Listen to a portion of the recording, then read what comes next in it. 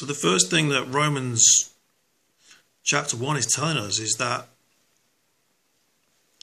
the creation is proof of a creator, and that an inability to accept and adopt a mode of life because of this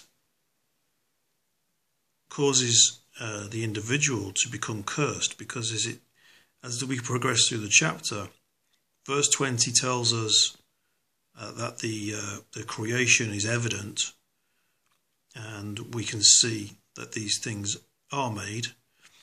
And it says, because when they knew God, in its context, if you look at the commentaries as well, it seems to be talking about the Greek philosophers, in that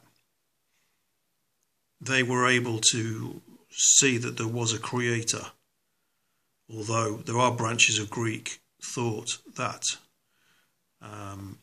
commonly extol evolution. But a lot of the philosophers, such as Plato, did acknowledge a creator God.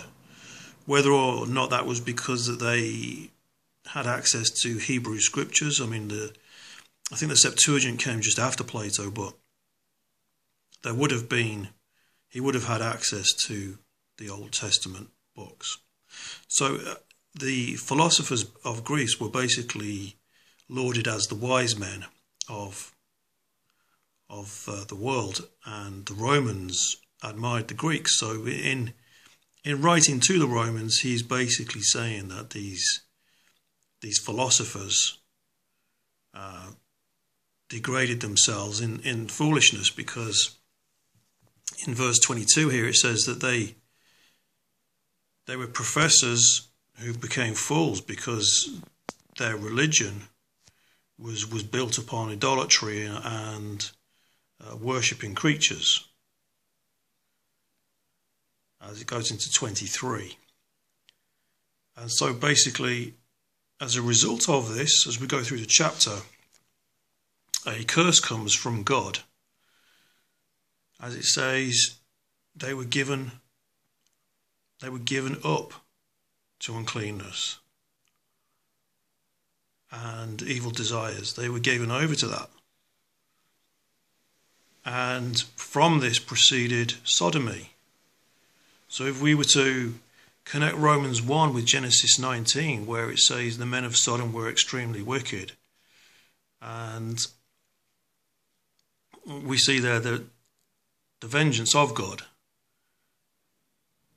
the line of inquiry showing that whoever didn't give themselves over to the moral excellence and the responsibility of understanding that there is a creator, and therefore your mode of behavior must match the mode of the creator, to inquire into the ways of the good God. But if you sink into this deceived wickedness which Satan, through his subtlety, implants into the hearts of men, then therefore you are without excuse. So it's also mimicked here in 2 Thessalonians, the 2nd chapter. Again, we see that God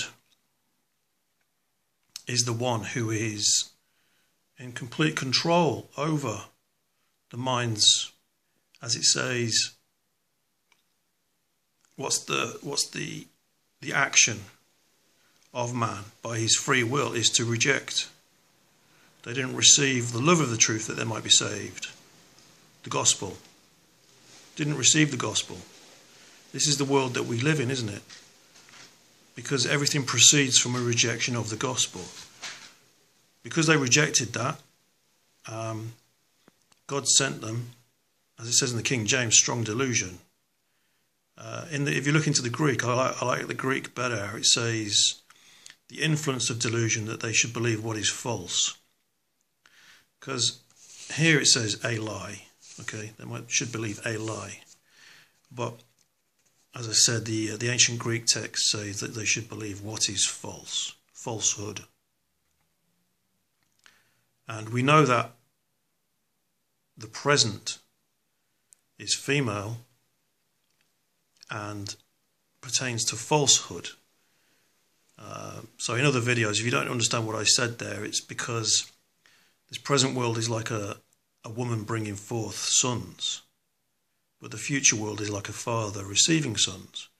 So whatever is born of a woman dies, but whatever is born of God lives. So in verse 11 here, we can see that the rejectors of the gospel are influenced into a delusion, which means the inability to comprehend what reality is. And therefore, they believe what is false. We see this all the time with all these deceits of the devil, that when people can come to know the truth through his son Jesus, which is the only way of knowing the truth, then we see that the whole world does lie in falsehood. And then damnation proceeds from those who have taken pleasure in this present world, which is unrighteous, such as fornication, drunkenness, to gossip, to revel, to backbite. They're all taking pleasures from these unjust ways. So if I go into Hebrews 12, I've already established that because they won't receive the gospel, and they won't receive the fact that the creation is made by a creator, that they are given over to unrighteous desires, i.e. they're given over to Satan. Okay? And as you'll know from Paul's writings, he says, I've handed over Hymenaeus and Alexander to Satan that they should learn not to blaspheme. Okay, so in that respect, he's handing the saints over that they should be physically punished, that they should be given a condition whereby they'll suffer and learn from the physical suffering an obedience. Okay, but the heathen's not getting that. The heathen is getting a handover to Satan to be damned. Okay, but the saints, if the saints commit sin, they can be handed over to Satan for a physical scourging. Okay, and you will basically pay off those sins in pain in this present life, in order that you may repent and come from your suffering to understand the truth, and you will conform to the righteousness of the gospel. And this is basically what it says in Hebrews 12. Don't despise the chastening of the Lord, for the Lord loves whoever's chastened. If you endure chastening, God deals with you as with sons. But if you're without chastisement, then you're bastards. So that's the heathen, okay? The heathen are not chastened by God, as for the reason I've just explained.